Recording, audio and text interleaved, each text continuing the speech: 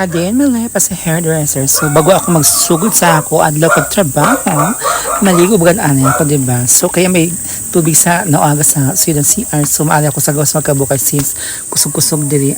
Ang aga, so magkabuan na kita for today's video.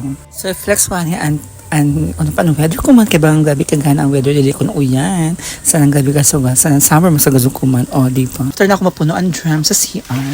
So, ready na ako maligo, o, diba? So, pagka man ako ligo, syempre, mag-ilisa kita sa namamutang ng mga beauty products para di kita, pag masugang kita, di masugang ato mga wayong, diba?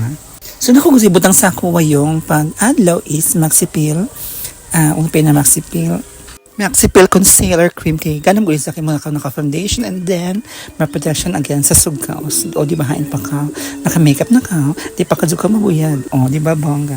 Kaman ako, puta na mga beauty products sa tuwayong. Syempre mag-andam na kita itong mga dayhonono na mga gamit sa ito pang home service ng rebanding. So ako una taghipos isan mga cape and then ang mga medicine na dadyan sa mga ipit and then ang flower and plancha. So kaya pa di makalimtan, andamdaan, adisir mag-alauna o libahan pa kao. Para di ko kita magkapuliki pag abot nan ato sabot na oras. So, iandam ko daan ang mga gamit to nun. And then, abot na daan ako pagkalauna sa ako customer. Then, nag-applyan ko na daan si Ja nan number 1. Since may color ni si Ja, tagabitan ko insan nan with protection para dili masunog.